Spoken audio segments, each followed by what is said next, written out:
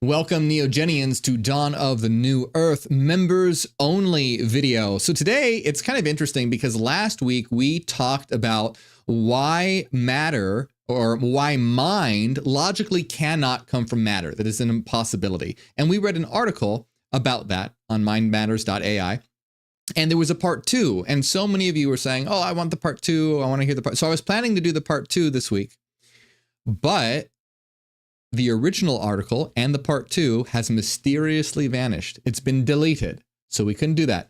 However, fear not, worry not, because we're doing something else instead. We're tackling a similar topic. It's about what sort of things are conscious and why science can't answer this question. And I'm actually going to be doing a reaction video to 2 philosophers discussing this topic. So let's get started right away, because I tend to talk a lot and I want to make sure that we have time to get through this. So this is on mindmatters.ai. Again, it's called Philosophy of Consciousness is Bizarre. And so this is a discussion between Robert Kuhn and who is he talking to? Kuhn.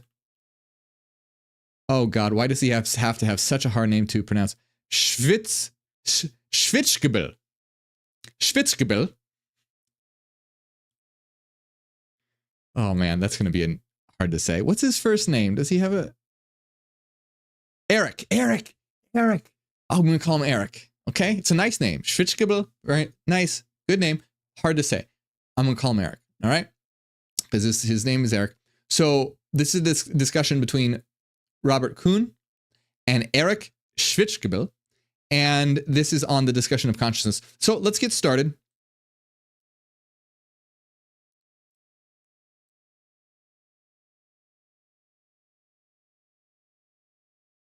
Eric, consciousness is a passion to understand that I've had, that you've had.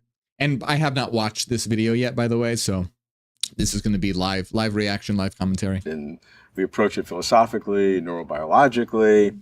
Another approach says stand off and ask the question, what are the kinds of things that are or could be conscious? We know we're conscious. Maybe higher animals are. Or what about computers? A lot of argument about computers, or whether the internet can be conscious. What is a methodological way that we can array the landscape of possible things that could be conscious and an approach to analyzing it? Okay, so they're talking about consciousness in general and how they can figure out what things are conscious. Now, right away, we have an issue because we have to define, well, what is consciousness? And you're going to see the big problem right away, the big stumbling block between science and a lot of philosophy these days is not really defining consciousness correctly, because you'll notice if you talk to a doctor, a philosopher, a scientist, a psychologist, they are all going to give you a different definition of what consciousness is. So when we talk about consciousness in the Neogenian system, what do we mean? We mean an awareness of awareness.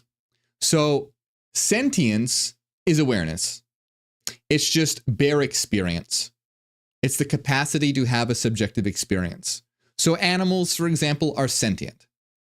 Consciousness, so sentience is awareness. Consciousness is awareness of awareness. So, for example, human beings are sentient and conscious because they have an awareness that they are an aware. They have developed the psychological structure of the analog I or the ego to have a concept of self so that they can explicitly and consciously think, oh, I am aware right now.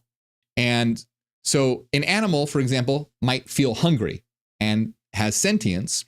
Because it feels hungry, it will instinctually go look for food. A human being is hungry and then becomes aware of this hunger. It's aware that it is hungry explicitly and thus can do certain things that an animal couldn't. So for example, animal feels hungry, it's going to go look for food. Human being might be aware that it is hungry, but also be aware of many other things like, oh, I have a paper that I need to finish for university. So I have to finish that, then I can eat afterwards. So you have these awarenesses of various things going on. And so you can make conscious choices, and your possibilities of choice are much expanded because you have that conscious reflection. So do you see the difference between, say, just having an awareness and then being aware of that awareness? So sentience is awareness, consciousness is awareness of awareness. I'm going to have to go a little quicker because we're only 30 seconds into this and I'm already talking a lot and I want to get through this whole video. But the reason why I bring this up is because if we're going to ask what things are conscious, we have to understand what consciousness is. And the problem is that it's not very well defined in a lot of modern contemporary discussions on philosophy or science. It's not very well defined. So you'll notice they are going to use the word consciousness. However, how I have defined it and how it really should be defined technically, like, and how we understand it in the Neo-Genian system, they're saying consciousness. What they really mean is sentience. Okay, so I just want to be explicit. When they say what is conscious, they're not asking what things have self-awareness. They're asking what things have awareness at all. We would call that sentience. That is what sentience is. But they call it consciousness. Consciousness is a higher mode of experience that develops from sentience. But I just want to make that clear that as we go forward, I'm going to say consciousness a lot because they're saying consciousness a lot, but they really mean sentience. And one thing I still want to make it clear as well, it's wild to me. I've seen a lot of articles recently coming out being like, oh, scientists now think that animals are conscious, meaning sentient, like have awareness. And honestly, that came as a surprise to me that was something that was even debated. I thought that even in the realms of science, it was pretty well established that, yeah, animals are sentient. But I've seen all these animals or articles like, oh, scientists are starting to begin to believe that animals are sentient and that, you know, insects might be sentient too. And wow, can you believe this? I'm like, honestly, I'm surprised because I know science is very backwards in a lot of ideas when it comes to consciousness and mind. But I thought at the very least, it was pretty well established that animals have sentience. And this is important. Anyway, let's continue. I have a lot to say on the subject. So I'm skeptical that we can know what things are conscious, right? So I know I'm conscious. So he's skeptical about what things are conscious and so what things are sentient.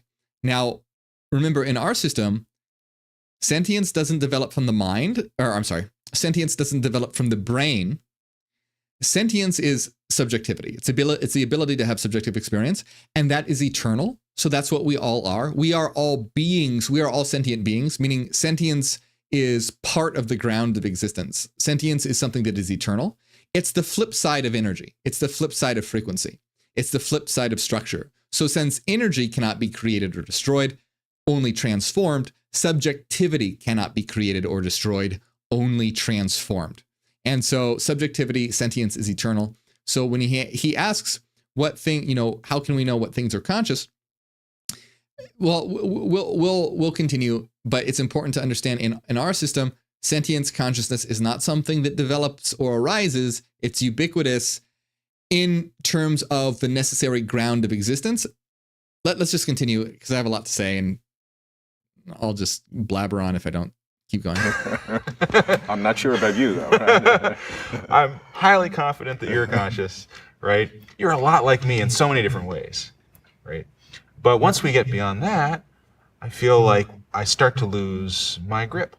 So I think the range of possibilities is immense. So on one end, you have panpsychism, which holds that everything is conscious, all the way down to, individual particles, right? And I think that there's some beauty in panpsychism. This has been being defended recently by Galen Strawson and David Chalmers and others. So panpsychism is something that's beginning to become popular. We are not panpsychists. We are idealists. Idealists is the position that reality is mind, mental. Panpsychism is the position that all material things have a mental aspect or inner aspect to them. Now, at face value, these might seem really similar. And some people think that, some people who are new to this might think that they're the same thing, but they're not. It's very important to understand they're not. Idealism is the idea that everything is mind and that matter arises as an illusion generated from mind. Panpsychism is the idea that matter has an internal aspect to it. And here's how to understand this. Helpful way to understand this. So in idealism, we exist in the material world, in a mental reality, right? We exist in this illusory material world. However, there's also a mental domain, and we can transform our consciousness and tune our consciousness to a mental domain, a domain that's not based on matter. So there's a mental world, and then the physical world is a subset or expression of that mental world.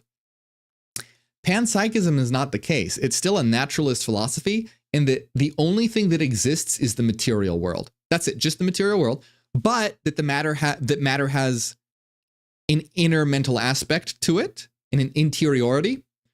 So in panpsychism, you don't have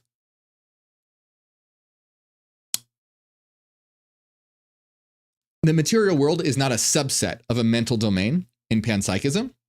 In panpsychism, matter and mind are kind of like fused together, as all that exists is matter, but matter has an internal aspect to it. So it's not materialist, it's panpsychist, because mind does exist, but it's the internal aspect of matter, and it's a naturalist philosophy because all that exists is the natural world. In our system, not only is there the natural world, but there's the supernatural world, or the metaphysical domain, the domain of mind, right? So that's important. So panpsychism generally says that everything is conscious or sentient. What that means is not like some people think, oh, so you mean my couch is sentient? This cup is sentient? No, that's not exactly what panpsychism means. Panpsychism means that, for example, let's say electrons. They would say electrons as fundamental particles are sentient, and all of the fundamental building blocks of reality are sentient. So those particles have a sentience, and so they form higher structures, and that is how, for example, our consciousness is able to emerge, because ultimately all the particles that make us up are sentient. This is not our position. There's a lot of problems with this position, such as how can individual sentiences form a cohesive experience, a cohesive unified experience. There's a lot of problems with it.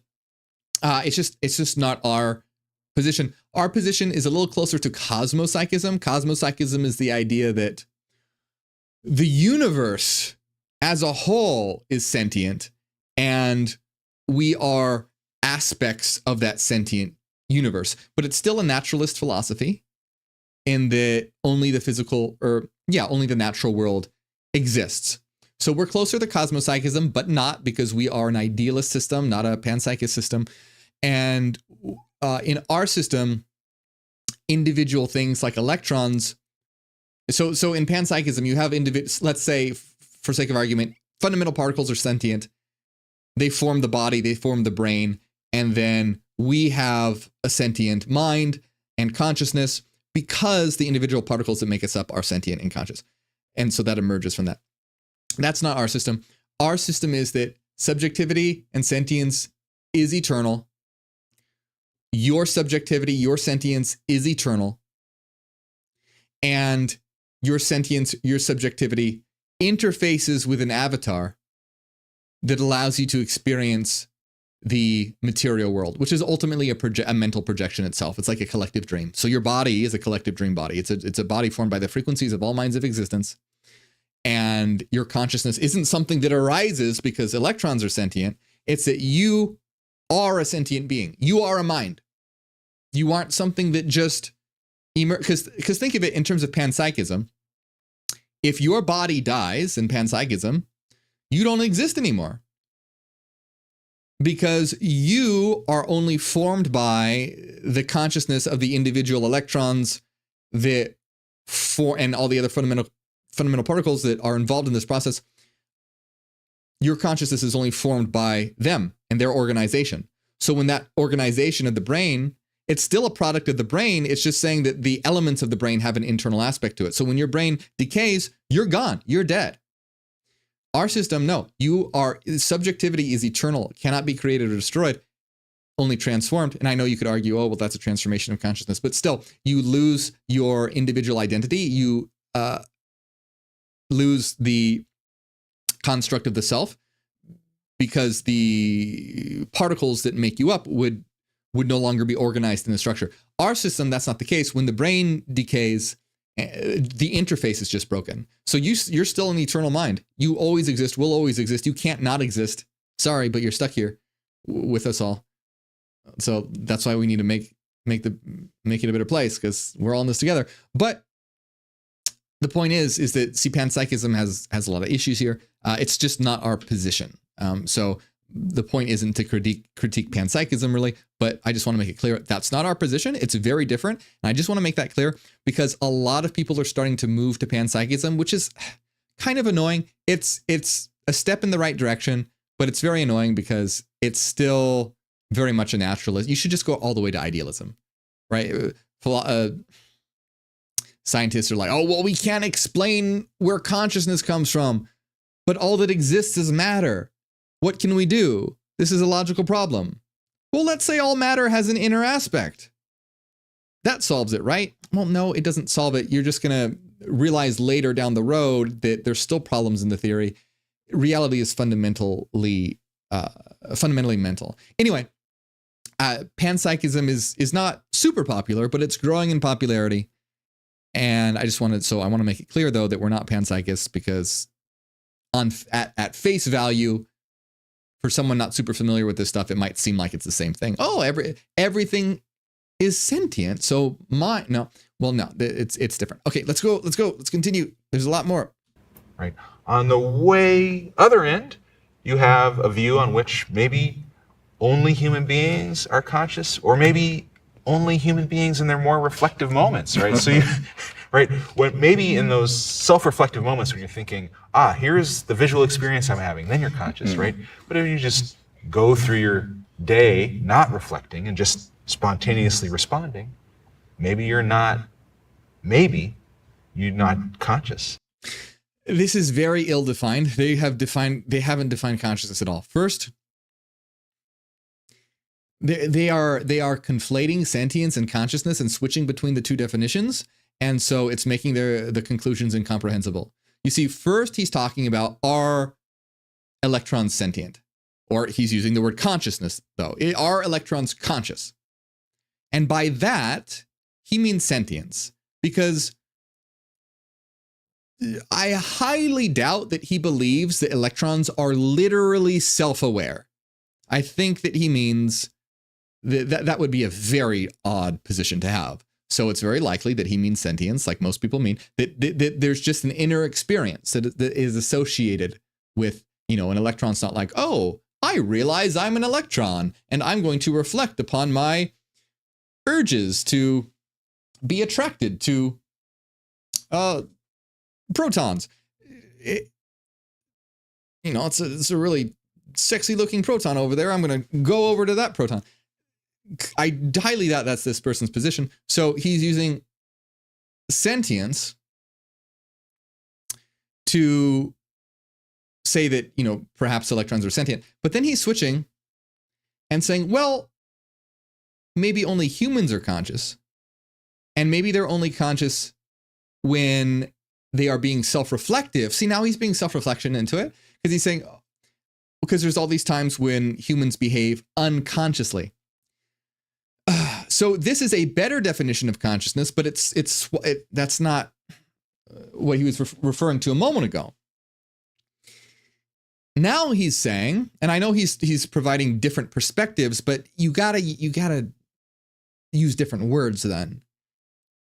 This is closer to, the way he's explaining it is closer to our position of what consciousness is consciousness is the awareness of awareness. So right now I am conscious of the fact that I'm talking to you guys over a live stream, And right now, that's where my consciousness is directed. My consciousness is not directed towards my left big toe. Now it is because I'm thinking about it. But before, it wasn't. I was not conscious of that. But if I shift my attention there, I'm conscious to it. I'm not conscious of, this glass of water in my peripheral vision. Now I'm directing my consciousness to it now. So I am now. But you see what I mean? It's you can think of consciousness like your mind is like a dark room. Your consciousness is like a flashlight.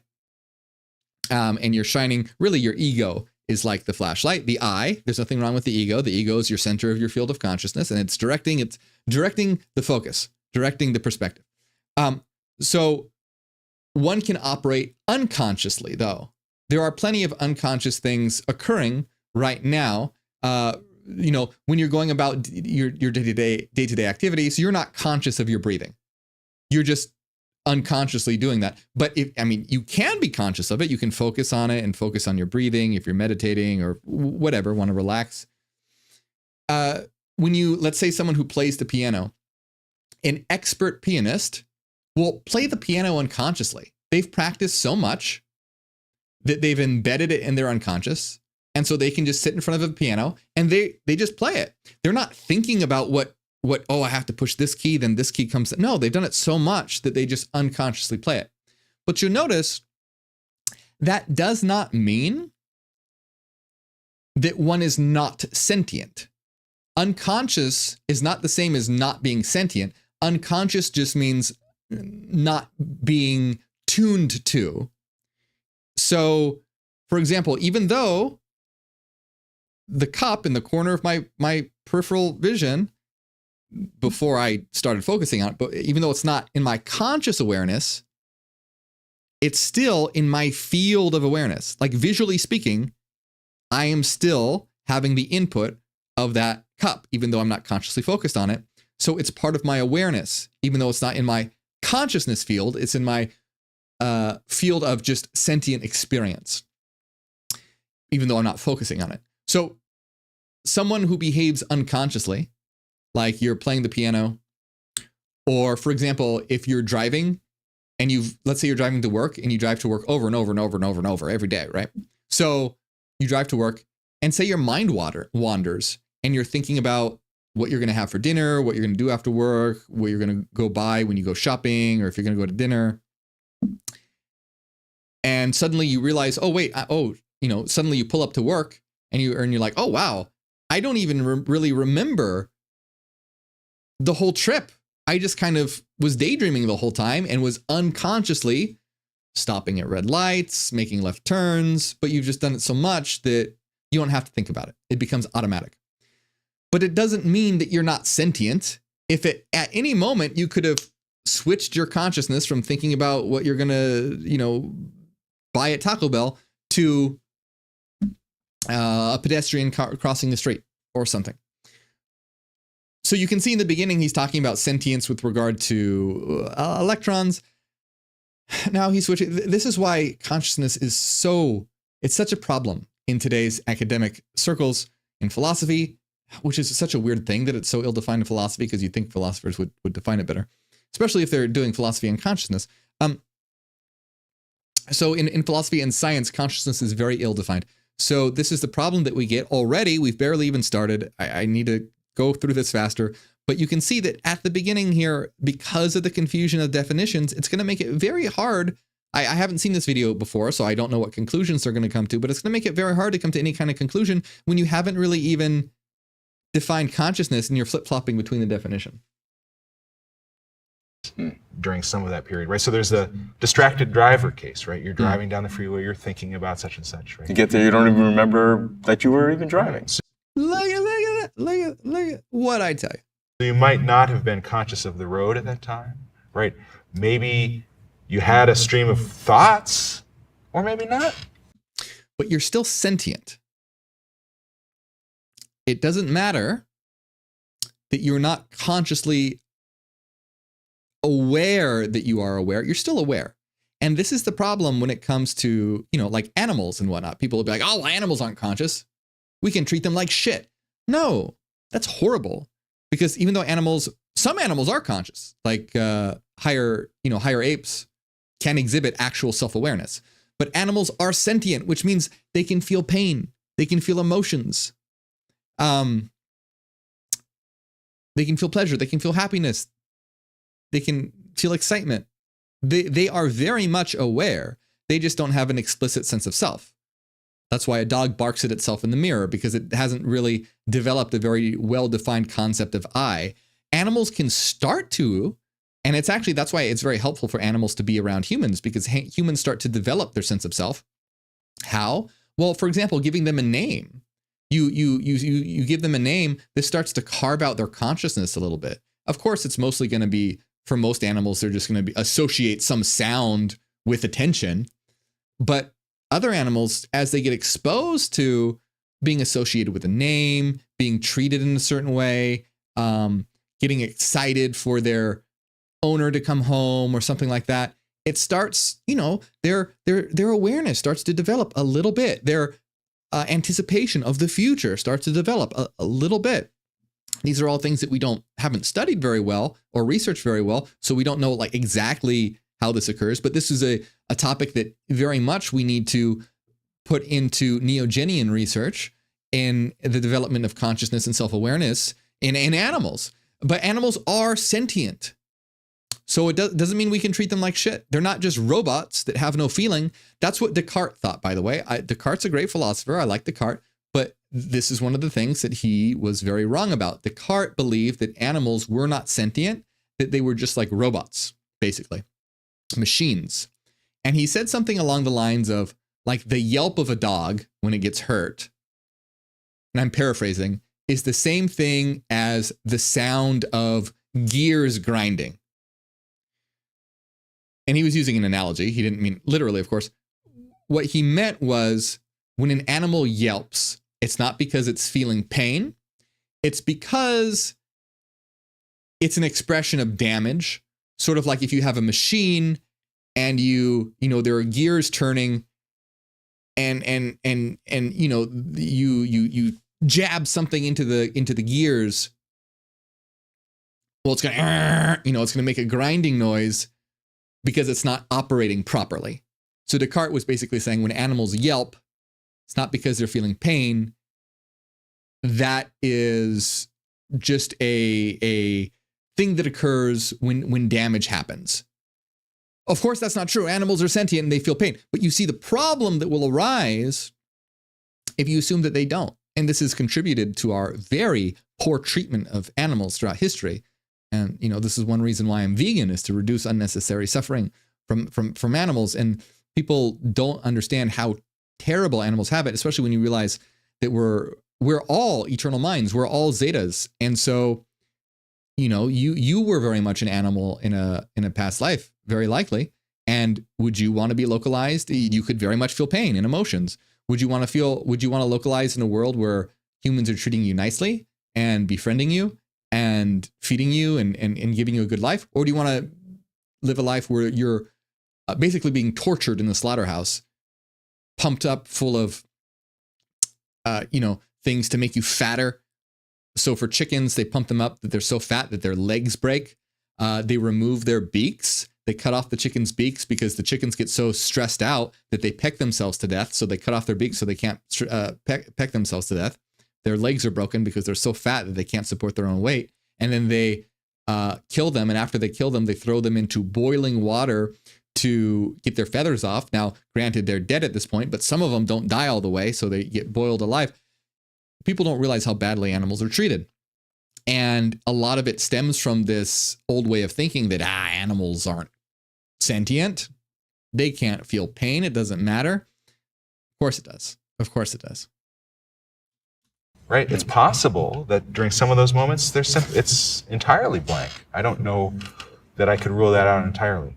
So these are two pretty extreme positions. I'm not particularly attracted to either of them, but just as... He does seem to think that... Okay, so just, I know I pause it so much. To be fair, he does seem like he's being intellectually honest by saying he doesn't know. I think he's saying, it seems like to me he's saying that he may think that when humans aren't conscious, they may not even be sentient at all. I think that's what he just proposed. But granted, he's saying he doesn't really know. So he's kind of just listing all these different possibilities. Bookmarks? Yeah, sure. Right? I think they're both still open as possibilities, right? So, and if those are open as possibilities, right, then saying, yes, here's how we figure out whether frogs are conscious seems, or here's how we figure out how computers, or under what conditions computers would or what would not be conscious. That's, I think if you're open to these other two possibilities, those kinds of questions start to seem like, wow, how could you answer those specific questions? So something like panpsychism, a computer could become conscious, most likely, because in panpsychism, everything has an inner aspect. And so you're just combining matter in a particular way that gives rise to a higher mental state, because it all has a mental state anyway. In materialism, this is impossible. Materialism, well, materialists don't think so. They think it's possible. But if reality is matter and only matter that has no inner aspect, then a computer cannot become conscious. In our system, a computer cannot become conscious. However, it is possible that a computer system, a artificial neural network, could reach such a level of complexity that a Zeta could interface with it, just like a Zeta interfaces with an avatar. So thus, it would seem like that computer is conscious, just like scientists today think that your brain is conscious. But it's not. You're a Zeta that has interfaced with the brain. Likewise, it may very well be the case at some point, it'll be like, oh, wow, computers have become conscious. But it's not technically that computers have become conscious. At that point, it will be that a Zetic mind has interfaced with a computer and is using it as an avatar. But it will seem very similar, just like how, but it comes from a fundamental misunderstanding of consciousness. I don't think we have a good metaphysical theory of consciousness. I don't think we have a good scientific theory of consciousness. Well, that's true. They don't, and this is a huge problem. And we can understand what consciousness is logically and rationally. It's not this big mystery. We can understand that reality has to be a certain way. There's only one way existence can be. It's not like, oh, there's 100 different ways it could be, and we just so happen to be in this one. No, there's only one way that it can be. Just like 2 + 2 can only equal 4. It can't equal anything else. Now it can equal different transformations, like 2 + 2 can equal 1 + 1 + 1 + 1, but that's still ultimately 4, but it's 4 expressed in a different way. So this reality is the only way that it can be, but it can be expressed in many different ways.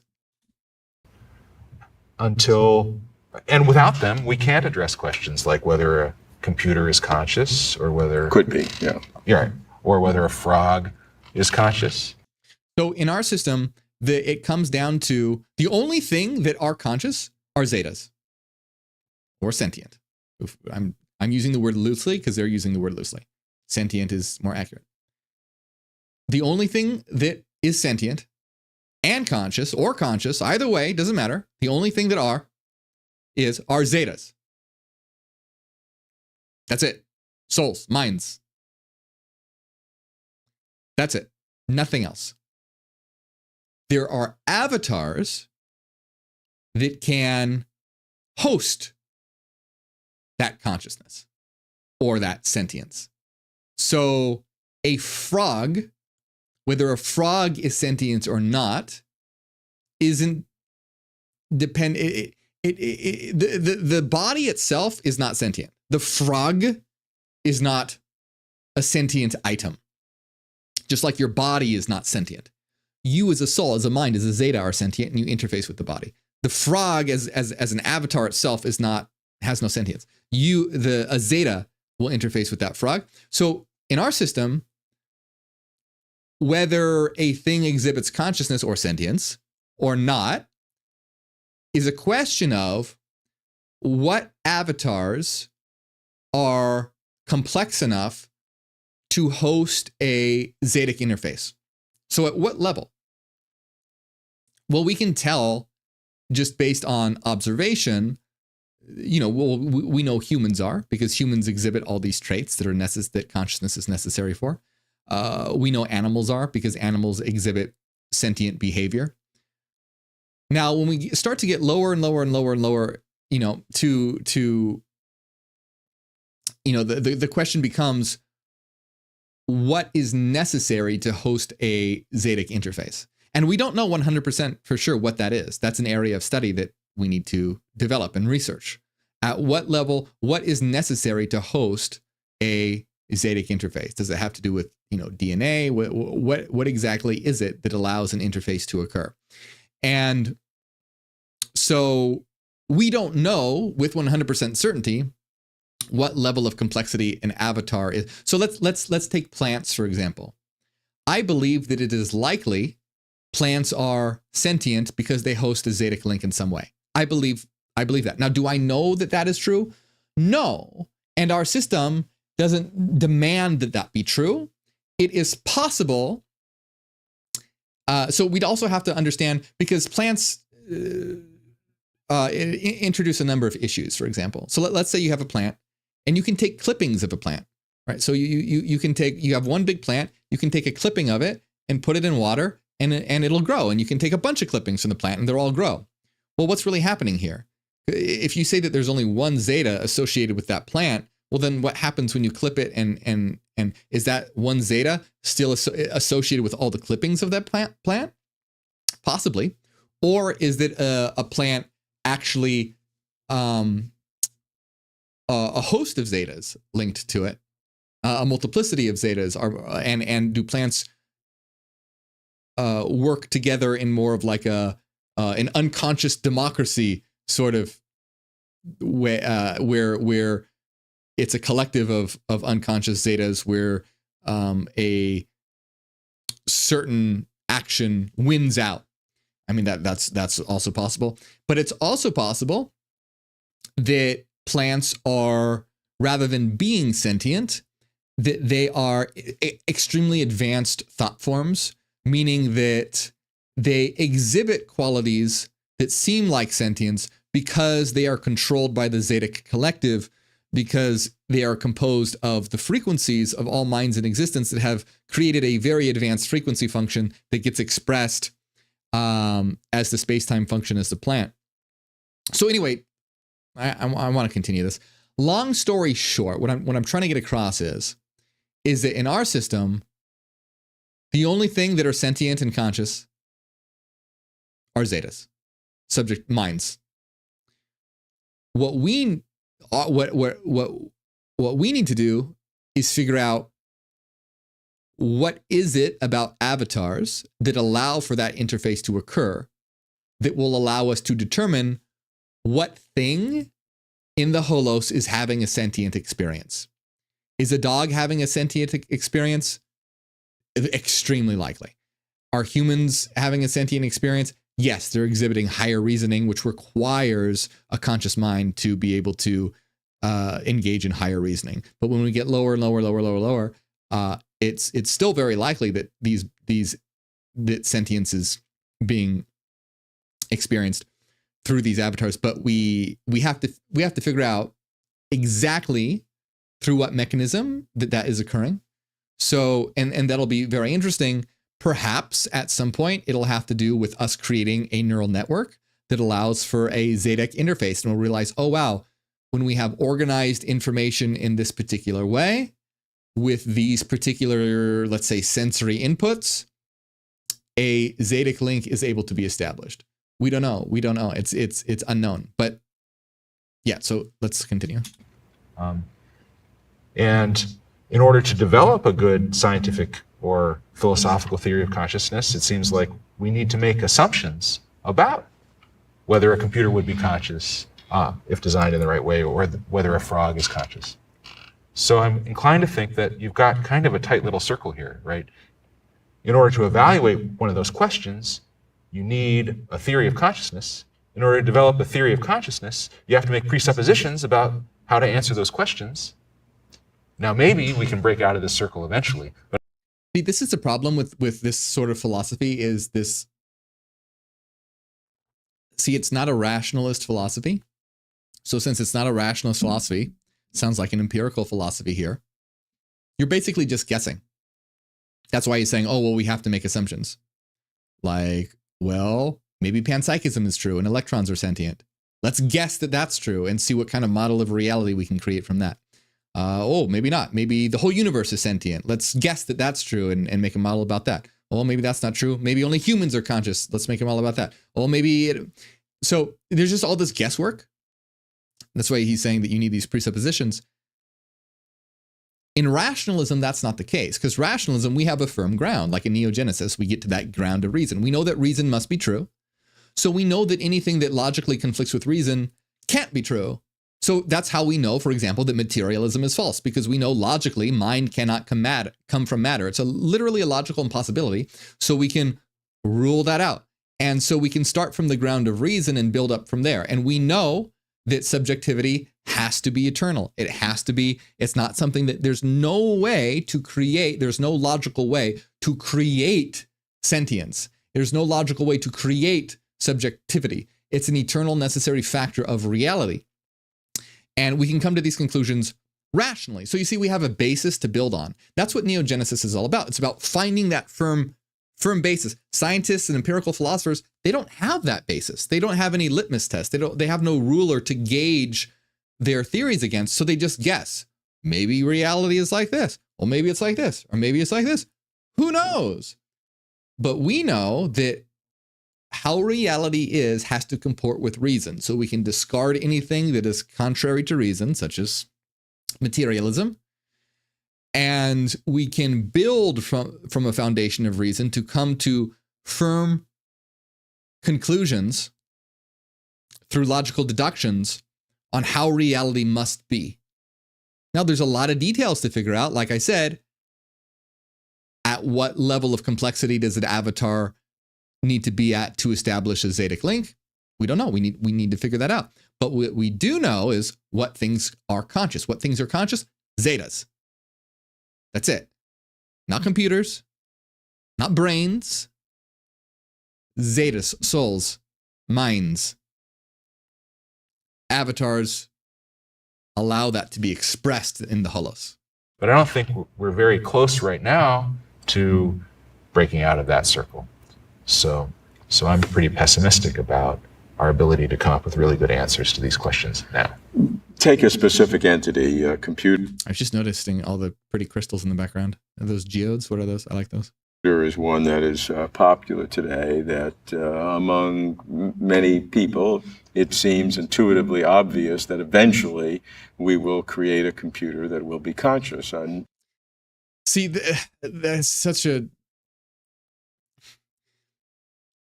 He thinks that generally most people believe that we'll be able to create a computer that can become conscious. That's so... If you haven't seen the video that came before this one on, I think it says the biggest lie in science or something like that. It talks about why mind cannot come from matter. It's so logically impossible that it's absurd. It's an absurd position to take. It's like saying 2 + 2 = 64. So to think that eventually we can create a computer that will become conscious is so logically fallacious. Now, we will likely create a computer that's so complex that it can host a consciousness, but you see the difference? It's not going to be conscious itself. It's going to host a consciousness. There's no doubt we will create a computer that will act as if it's conscious and could convince anybody who tests it that it is conscious and will complain if you say that it's not conscious. Right. But the fundamental deep question is there an inner sense that computer will have? Right. And the answer is no. It absolutely will not, unless a Zeta has linked to it. And in that case, the computer will not have an inner experience. The Zeta will, but the computer will be facilitating it. So I am inclined to agree with what you just said, that if technology, we don't blow ourselves up, and if technology continues to progress, that eventually we'll create some sort of artificial entities that exhibit outward behavior that seems very natural to interpret it as indicative of consciousness.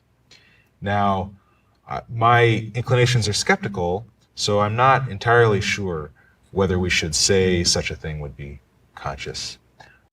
So they're asking, he's basically saying technology can advance to a very high degree if we don't all blow each other up, which is a real issue. This crazy world. But he's saying that we're going to develop computers at some point where they're going to exhibit behavior. This is what he's saying, where we will not know if they're conscious or not, basically. Like he's saying, if we have a computer that's exhibiting these high levels of, interactions and behaviors, are they conscious or are they not conscious? That's kind of what he's asking. So in our system, the question doesn't become, is the computer conscious or not? The question becomes, is this hosting a Zeta or not? That's it. Just switched. It's a very similar issue because you're still trying to figure out if an inner experience is happening, but you're coming from a ground of knowing on a metaphysical position what consciousness is, and that could very much help in determining if something is conscious or not. It would take a lot of study and research, of course, but we'd be looking in a different direction. But my inclination is to think that the safer default supposition would be to attribute consciousness in those cases. I guess there are two reasons to think this. One is, I suspect that would be the natural reaction of people, the kind of folk reaction, right? And that carries some weight with me. That's weird. So he's saying let's say we develop computers that exhibit behavior that it becomes hard to tell if it's conscious or not. Of course, we know, I already explained that, but that's what he's saying. So he's saying he believes that it's better to assume that they're conscious. And he says there are two reasons why he thinks that. And the first is because other people will naturally assume that, and it'll be a cultural thing.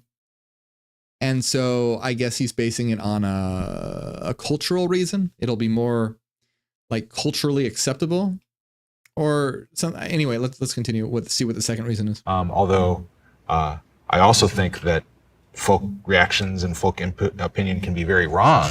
Yeah, that's true. Like going with the opinion of a culture. I don't really.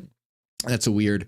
If you're a philosopher trying to find truth, but I guess he's not really thinking. I guess he's thinking of it in practical terms because he's saying we should assume that it's consciousness, that it's conscious for practical terms. I'm assuming. So he's thinking about the impact that would have culturally. So, yeah, I mean, I suppose that's valid. We'd have to see what exactly the cultures can be dangerous too. So, obviously religion. So it would depend on what exactly that entails, but it's valid to put that out there as an option. So I don't think it's decisive, but that has substantial weight. And the other thing is, I think if we're going to make an error about such beings, it's better to err on the side of attributing them consciousness, right? I think of.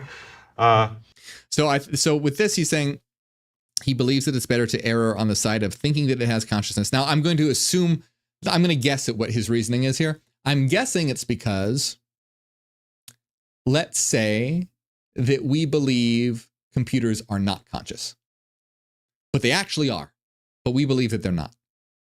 So we kind of treat them like slaves and make them do all our tasks and, make them do, basically treating them like slaves.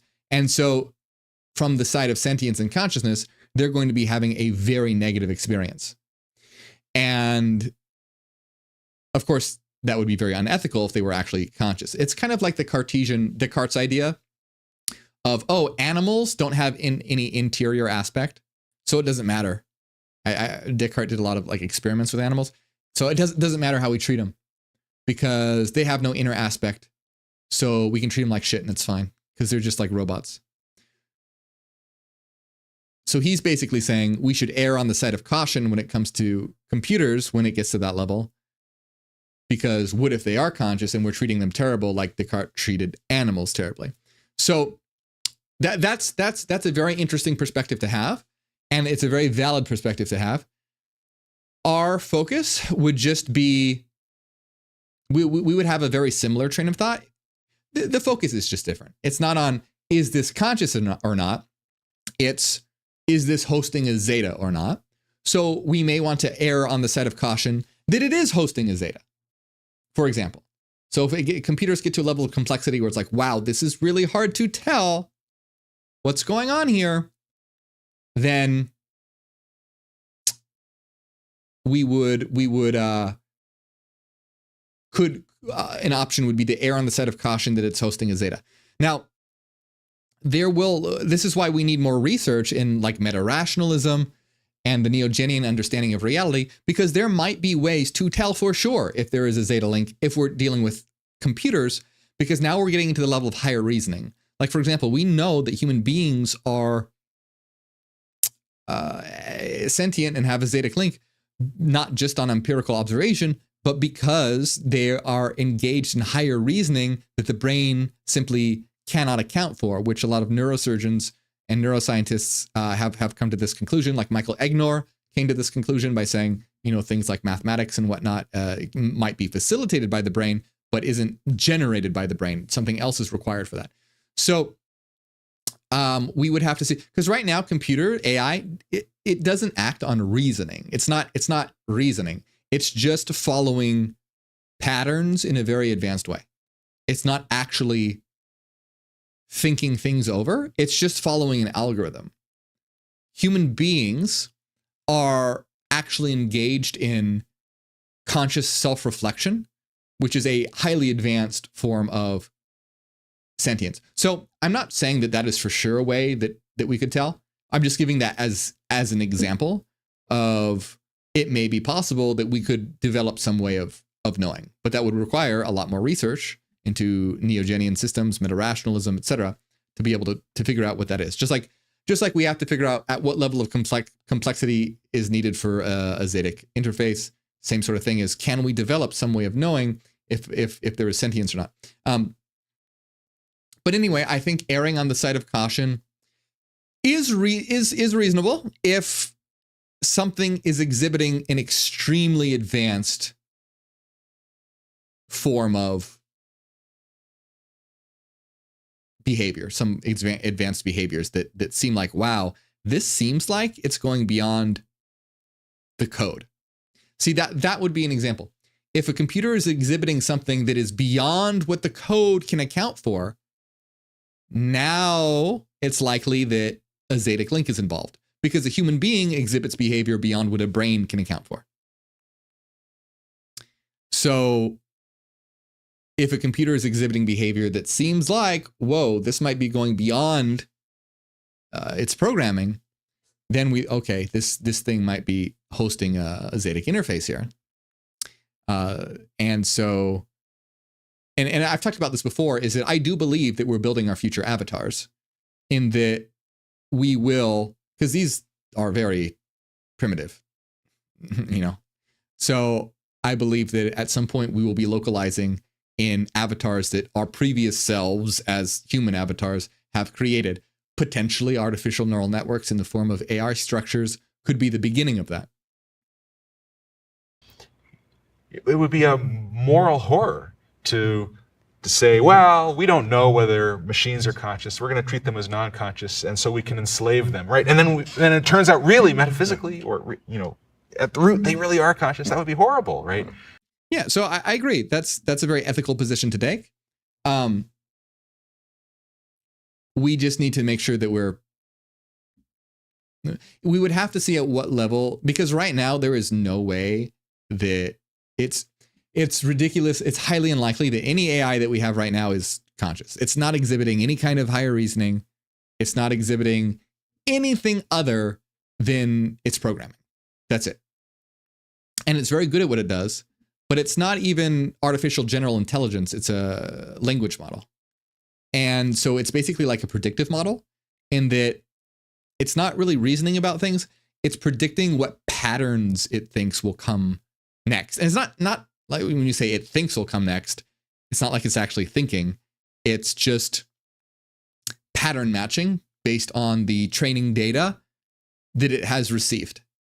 So anyway, I do like his idea of erring on the side of caution, but we need to be reasonable. Like, some people think that the AI we have right now is even conscious, and that's very unlikely. So it seems like if you're going to make a mistake, the mistake to make is to over-attribute rather than to under-attribute. From a moral point of view. From moral point of view. Not a metaphysical point of view, but a moral point of Right, view. so metaphysically, I'm somewhat skeptical. I have my inclinations that tend to probably favor that to some extent, but... Well, that's a materialistic view. That I think the capacity to generalize consciousness is based on a materialistic view of consciousness, which may, in fact, be the case. But I think it would be inconsistent to say you have a materialistic view of consciousness and that to have consciousness in a computer is impossible. I don't think that's a consistent position. So he's saying that if you are a materialist and believe that everything is matter, and that mind comes from matter, but also believes that a computer cannot be conscious, he's saying that that's inconsistent. He's basically saying if you're a materialist and you believe the mind comes from arranging matter in complex ways, well, then it should follow that the computer should eventually be able to become conscious because it's just matter arranging itself in complex ways. So that's what his point is saying. He's saying if you're a materialist, then it should follow that computers can be conscious metaphysically. Now, metaphysically, even materialism is a metaphysical position. People don't realize that. Is that metaphysics is just a study of the nature of being. So if you say what something is, that's a metaphysical position.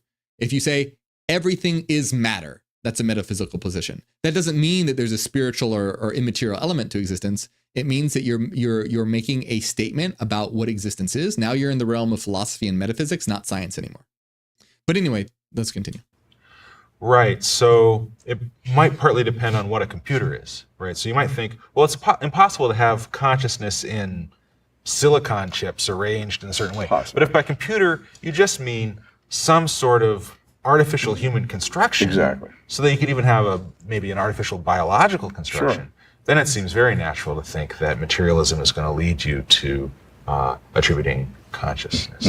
He's just talking about how potentially maybe we can build a computer that's like a biological computer instead of silicon and plastic and metal. It's, grown or something made of, which is a, kind of interesting idea. These artificial systems. And if you have a definition of consciousness, which some people do, which have to do numbers of interactions per second or complexity of information or something like that, I mean, there are arguments that some have propounded that says, it's possible, conceivable that a neutron star is conscious because there are so many different... Right. That is interesting idea. Could a star host a Zetic interface? That's an interesting question to ponder. Could stars be somehow associated with a Zeta? And that's an open question. It's obviously not an extremely complex system in terms of the arrangements of its matter, but it is possible. There's a lot to explore about existence, especially in our system, in the Neogenian system. It opens up so many possibilities. So that would be something to ponder. Is it possible that a star could be associated with a zeta in some way? Because a star is an output of an immense amount of light and energy. And we know that light is the fundamental frequencies of existence that give rise to everything. So could this output be associated with a zeta in some way? Maybe it has something to do with an expression of a zeta's thought processes. Maybe the thoughts of a zeta in the material world manifest as the emanation of light from a star. This is just totally speculation. This is not something that we have looked into in detail or anything like that. But they're interesting questions to ponder, and would be part of that idea of what we need to figure out is what is required for a Zetic interface. Calculations that can be done per second in some very sophisticated way. So I think there's something very elegant and attractive in the idea that wherever you have information or sophisticated or complex information processing, you've got consciousness. But also it seems a little strange to say that a neutron star is conscious. And you might think that what you really need is a certain kind of goal-directedness, which it doesn't seem like neutron stars have, or a certain kind of... So, right, like a certain sort of like intentionality. That would be another thing to look for in sentience and consciousness, like intentionality. So he's saying, a neutron star doesn't really seem to exhibit intentionality. But but remember, this is coming from a materialist perspective. But think about it from a Neogenian metaphysical perspective in terms of reality being fundamentally mind.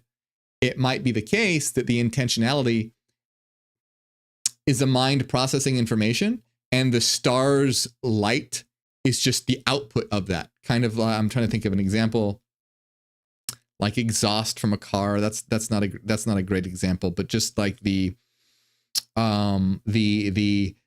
physical manifestation of the complex thoughts occurring within the Zetic mind. Again, I'm not saying this is total speculation right now, but I'm just showing like different things that we can think about in terms of, materialism. It's just like, well, it doesn't seem to be exhibiting intentionality, and it doesn't, but perhaps on the mental side of things, there's intentionality, and the star's output is a consequence of that.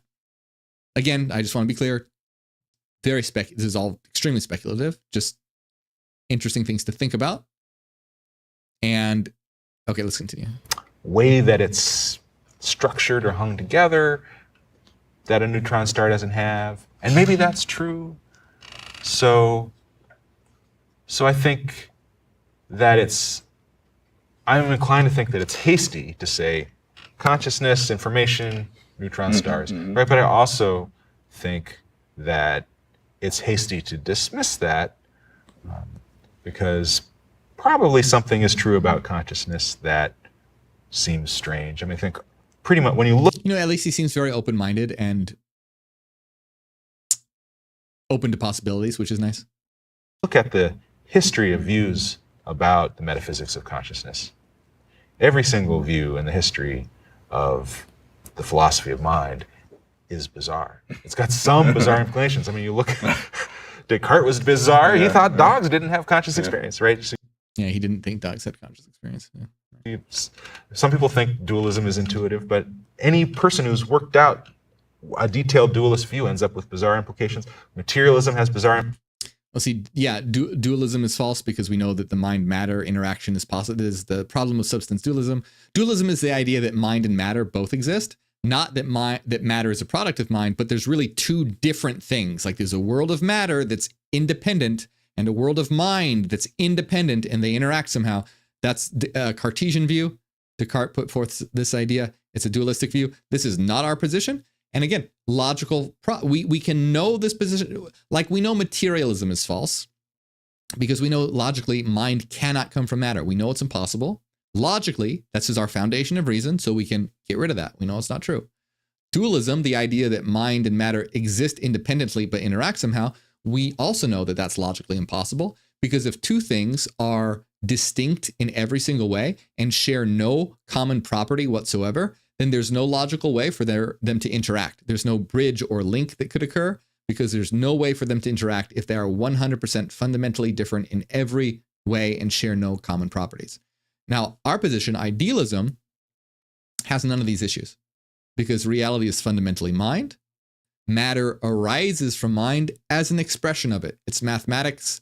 It's mathematical sinusoidal waves expressed in a different transformation. Instead of frequency information, it's expressed as space-time information, but it's still mathematical information, just arranged in a different way. That's all it is. Matter is just mind arranged in a different way. And it's kind of like ice, water and ice. It's just a different arrangement of the same substance. So you can see why it's so powerful to have neogenesis where we've reached that foundation of reason. So we can know for sure that certain things just can't be true because we know reason is true. Well, we know materialism conflicts with reason. We know dualism conflicts with reason. Idealism does not. Our specific interpretation of idealism. There are some idealisms out there that probably very much do, but our particular interpretation of it. Implications, like maybe that, on one version, maybe neutron stars are See, he didn't even mention. I'm curious if he's going to mention idealism, because he mentioned materialism. He's like, oh, materialism has problems. He mentioned dualism. He's like, oh, dualism is a problem. So I'm curious if he mentions idealism at all. Which is kind of crazy. If you're talking about mind, consciousness, sentience, maybe one should touch on the theory that, bring up the theory that everything is mind. Everything is sentient. And when I say everything, I don't mean like panpsychism. I mean the fundamental ground of existence is fundamentally mental. Conscious. On another version, maybe you've got group consciousness cases. On another version, maybe you've got, consciousness in. See all this guessing occurring when you have an empirical, you have no foundation. So it's like how are you going to build a house if you don't have a foundation? So it's like you're just guessing. Maybe it's this way. Maybe it's this way. Maybe it's that way. Maybe it's that. We can know for sure. It's definitely not this way. It's definitely not this way. It's definitely not this way. Certain things we know for sure here. This is possible. This is possible. This is possible. So these areas require more research.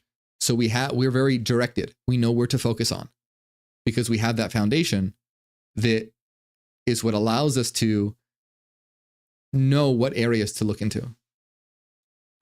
Weird kinds of computer systems. All the views have strange implications. So when you're in What's the strange view about idealism? I'd like to know. consciousness, I guess it's just for most people, it's very hard for most people to believe that what is out there is actually in here. But it's so funny because they experience it every time they go to sleep and dream at night. The whole world seems like it's out there, but it's not. It's in your mind. The dream world is not literally out there, but you believe it is. But people have such a hard time believing that this could be a collective dream experience based on a mathematical foundation, of course. And it's so hard for them to wrap their heads around that, but it's experienced every night, which is really, really, it's that whole idea of know thyself, look within. You're going to find the answers when you look within. It's not out there. there's no solution to the problem. We'll give you something that it just has a simple elegance to it. Everyone will have consequences which are bizarre to our normal understanding. Well, what's the bizarre consequence of idealism? The only bizarre the only bizarre aspect of idealism, the bizarre aspect of idealism is that there's nothing logically, our particular interpretation, there's nothing logically inconsistent about it. It's perfectly rational. It's built on reason. It's just simply that people have a hard time believing that what's out there is actually in here, even though they experience it every single night when they dream. That says a lot about consciousness. I think it does. And I think it's that there is no solution to consciousness that does not have bizarre implications. I think that's the empirical evidence suggests that, right? Well, don't have an empirical basis, have a rational basis, and then there will be no issue. Attempt after attempt for hundreds of years to address the mind-body problem has resulted in... The mind-body problem is only a problem if you have a dualistic view. There is no mind-body problem in an idealist, which is a monism. In every single well-developed theory having some bizarre implications, right? If it were possible to construct a non-bizarre theory of consciousness, I think probably someone would have already done it, right? So the answer to the question about how consciousness arises in the universe, or people have, it's just too hard for most people to understand, which is really frustrating because it's very simple. So for example, like Hegel put forth the idea. Now, was Hegel's ideas 100% correct? No, definitely not. But the big picture of reality is fundamentally a mind that is rationally and logically expressing itself through the material world and the evolution of consciousness, Leibnizian ideas, the Spinozian ideas. Now, these ideas are not perfect, and Spinoza was more of a rationalist than an idealist, really. So I shouldn't put him in there. But Leibnizian and Hegelian ideas. It's just, Hegel's last words were, "There was only one person who ever understood me, and he didn't understand me." Basically saying that, and Hegel's notorious for being the most difficult philosopher to understand. And yeah, if you're going to take all the details, there's a lot of stuff wrong in it. But the big picture of it is generally correct. So these ideas have been around for a very long time. And of course, in mystical circles, we've had these ideas for thousands of years, but not expressed rationally. So now in the Neo-Genian system of meta-rationalism, we can express these ideas rationally. The answer to the mind-body problem, I think, is inevitably going to be bizarre. My inclination is to think that that's because our folk intuitions about consciousness. The mind-body problem is, how can mind interact with matter? That's a product of dualism. So just to be clear, our system, there's no mind-body problem. We don't know at what level of complexity is required for an avatar to host a zeta, but we know that it is logically possible because ultimately they're the same substance, waveforms. A zeta is a frequency function. An avatar is a space-time function, but they're still both mathematical functions, and so they can interact with each other. You have math interacting with math. You have frequency interacting with waveforms. These are substances expressed in different ways, but they're able to interact. So there's no problem. That's how our system solves the mind-body problem. There is no mind-body problem because body is just an expression of mind. It's like when you go to sleep and dream. Is it like, oh, how does my mind connect to the body in my dream? Well, because it's a dream body. And so you are able to interface with it because it's mind. Your mind is interacting with a mind-generated substance. So there is no mind-body problem. The mind-body problem comes when you think that the two things are different from each other. Whenever you try and put matter, if you try and put matter into the picture, you're going to get a problem. Reality is fundamentally mind. If you say reality is fundamentally mind and fundamentally matter, mind-body problem. Doesn't work. If you say there is no mind, reality is fundamentally matter, mind is just an epiphenomenon of mind, that's impossible because there's no logical way mind can come from matter. If you say panpsychism comes a lot closer, and the reasons for disengaging with panpsychism are a lot more subtle. This has to do with problems such as, how does an aggregate of individual consciousnesses give rise to a unified conscious experience? That would take a little more time to, but so panpsychism is a better contender than, let's say, materialism or dualism, but there's definitely still issues. Form an inconsistent, incoherent set, right? And so it's inevitable that any well-developed view is going to violate them somewhere. But the problem is that we have to rely on our intuitions to do philosophy. So we're relying on an inconsistent set of things to try to answer the question. And if you rely on reason, you're not relying on something inconsistent. You are, the whole point, by definition, relying on consistency through reason. So we end up in a tangle. All right. Well, that was interesting, my friends. I hope you liked that. I'm very curious to see your thoughts. I want to hear your thoughts about it. And let me know also if you like these reaction videos, if you want to see more of those, or if you prefer when I just talk to the camera or read. But if you like these, let me know. Maybe I'll do more of them. But yeah, tell me your thoughts. Let me know. I hope you enjoyed it, my friends. This has been a members only video. I release one members only video to the public every month or so. So maybe you'll see this, maybe you won't. But thank you all so much for joining me here today. And as always, you guys are great. Thank you so much for supporting. And I love how in these members only streams, we can have the time to dig into these deeper topics. So I appreciate it very much. Big shout out to everyone who supports. You all support. Shout out to Renaissance Fairy, Cassidy, Angela, DB, Nuselina, Christopher, Eon, David, and Fashida. Thank you all very much.